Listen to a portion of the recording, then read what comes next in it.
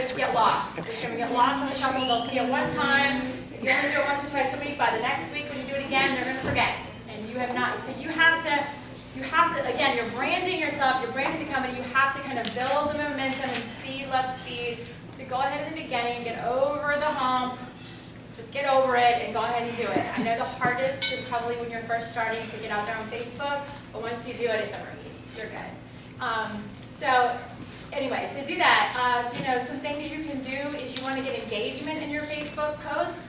You want to get as many likes as you can. You want to get people talking. And so we all support each other here as Plexus ambassadors. Of course, it's better to, you want to get non-Plexus people liking your stuff and commenting.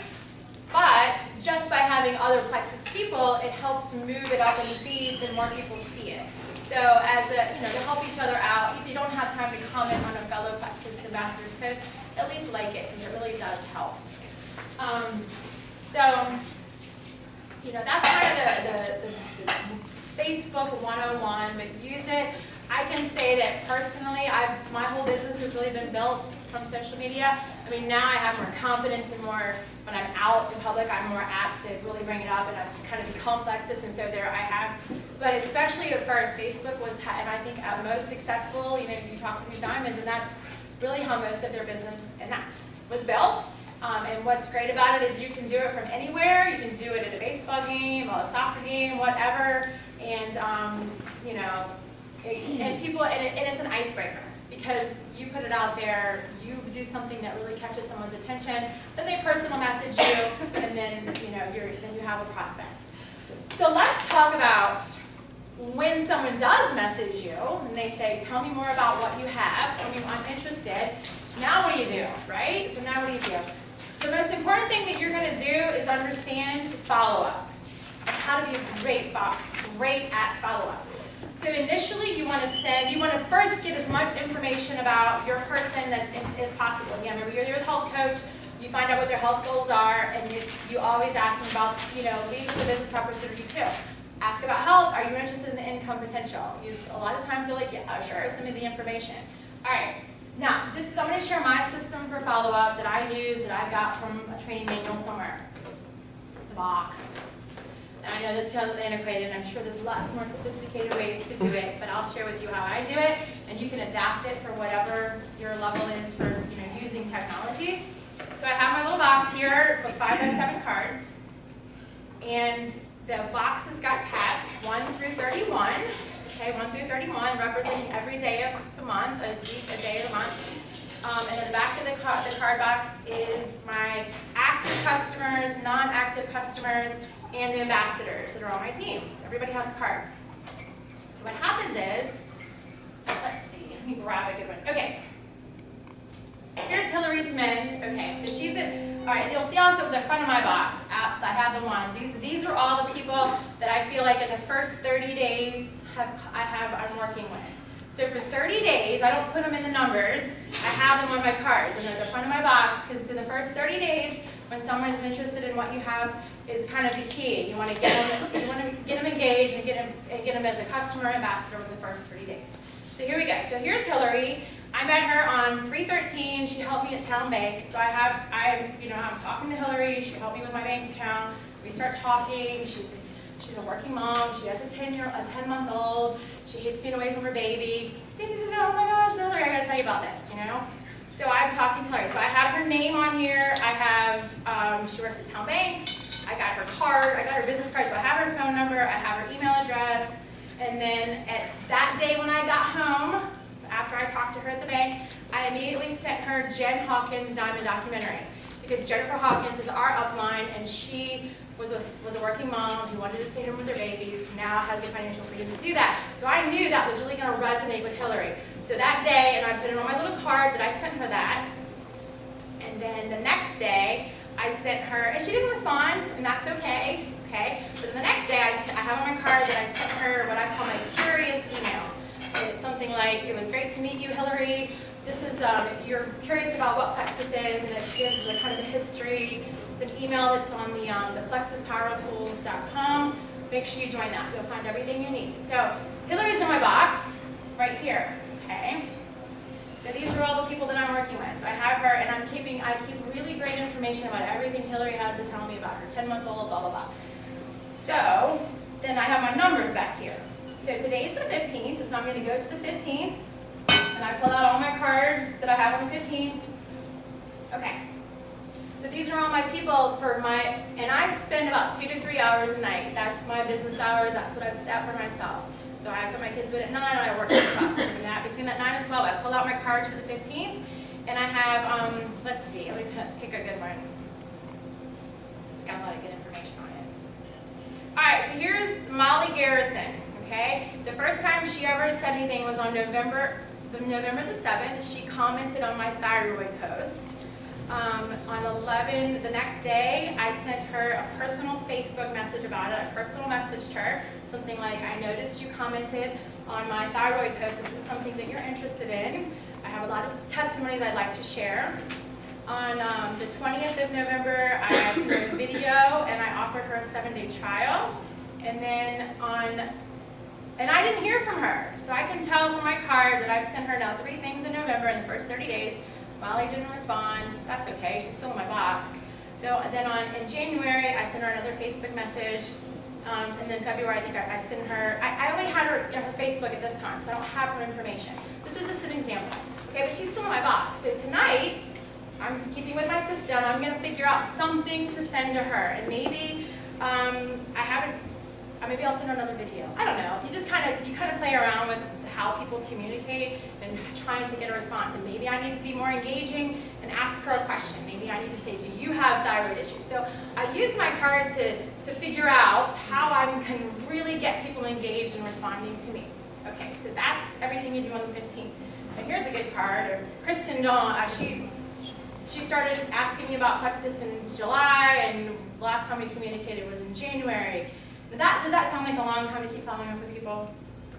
Maybe. But I can tell you that I have people in my box that first contacted me last January, and they're still in my box, unless they've completely closed the door and they've said, leave me alone, I'm not interested in Plexus, go away. And I'll take them out and rip the card up. I mean, I'm going to be respectful.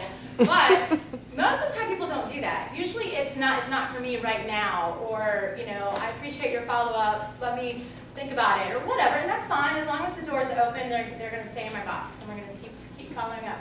I've had Carrie May, who's not here, first was interested, she's a good example, first interested in Plexus last February. She stayed in my box. I would say after 30 days, I don't put them in the box but twice. So maybe like at the first of the month and then move them back to the 15th, so they move through the box. You can kind of gauge it depending on the kind of communication you've had with the person. But it took her until the following October, and she joined as an ambassador. I think she ordered the Pro Bio somewhere in there, and now she's on fire, and she's excited, and she's going to be a great ambassador, and she's, anyway, it's an example, and I have lots of examples like that. So your follow-up system is going to determine your success, your consistency in doing that. So I would just encourage you to develop, like you said. And then as far as I have active customers, so you want to be following up with them. Non-active customers are great to follow up with. If you don't know why they stopped, you want to get that information. If you don't know, maybe it was finances, maybe it was whatever. And then ambassadors too. Because you're going to have active ambassadors, and you're going to have ones that are not so active. It's important to follow up with those, not spend too much time, but follow up with your non-actives as well. Let them still know that you're there and you want to help them grow. All right. Anybody have any questions about the follow-up? Stephanie. You mentioned on the one that you offered to send a sample, like a 7-day sample. Do you send those frequently, or do you sell those? It depends on the person. I would say, I don't really do that quite often. I don't know why I did that in November. Maybe I lost my mind. I don't know. Because it's a little bit pricey to do that. Right. Maybe I just felt like she was a really good one at the time. So I would send it, though. I wouldn't necessarily charge. If there's like piqued interest there, that would be probably better, right? Or send the 3-day sample. That would probably be more cost effective.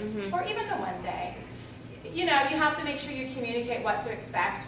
1's just going to give them a taste. 3, they're going to get a better feel for what Plexus is after 7 days, but that's an investment on your part. So you need to determine if that investment's kind of worth it. Okay.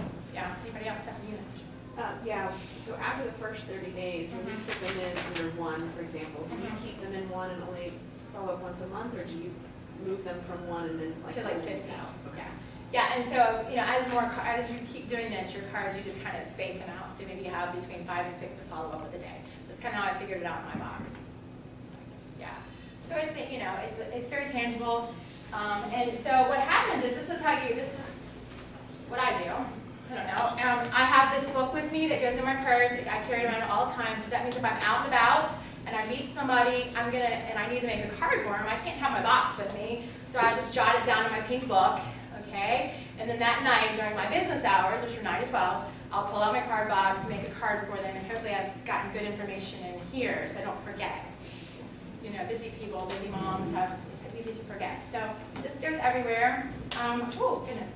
All right, so as far as, I'm going to talk a little bit about helping you with organization. Let me see where I am on time. Yeah, there we go. Again, I'm a hands-on person. You can do this online. I have a calendar. I use this calendar, and I'm going to show you what a month looks like for me.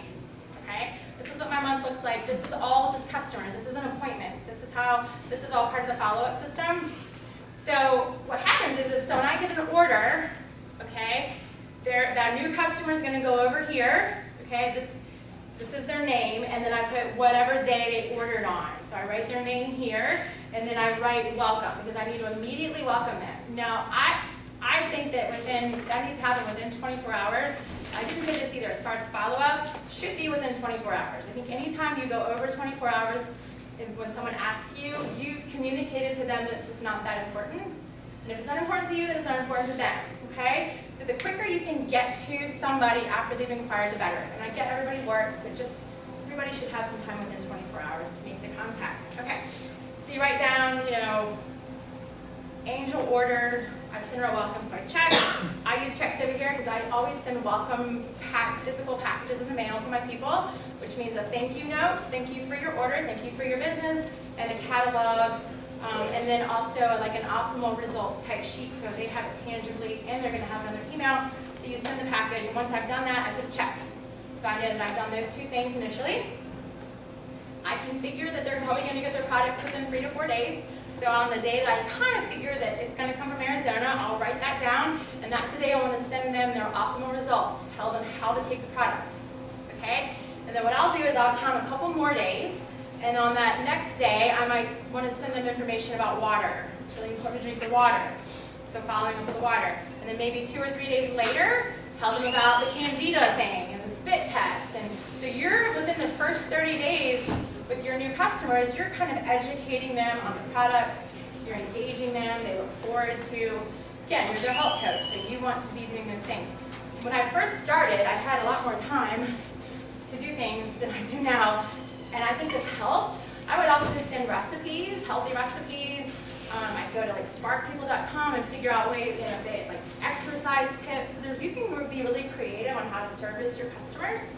And then the same thing goes for ambassadors too. Ambassadors go down here and you kind of do the same thing. You want to make sure you follow up with your ambassadors. Make sure you're doing phone calls with them, training, answering their questions, and so forth. Okay? So that's kind of organization and follow-up. Some tips on that. All right. Did I get through everything I wanted to talk to you guys about? Dawn, do you have a separate calendar for your customers and then appointments? No, this is my appointments calendar. Because they won't all fit on the same calendar, so I just get some kind of let's see. You know, just a couple more before I'm going to introduce, and I think, let's see, Joe, you're going to be next. Again, I think setting aside a block of time is important to success. You can really dig in and focus. We kind of find that we do it throughout the day, but dig in and focus and have a plan. And I want you to focus on income-producing activities. That's key. I think sometimes what happens as ambassadors, we're into it, we're on Facebook, we're following this page and that page, and we're kind of messing around, and we think we're working. But I want you to really think, is this an income-producing activity?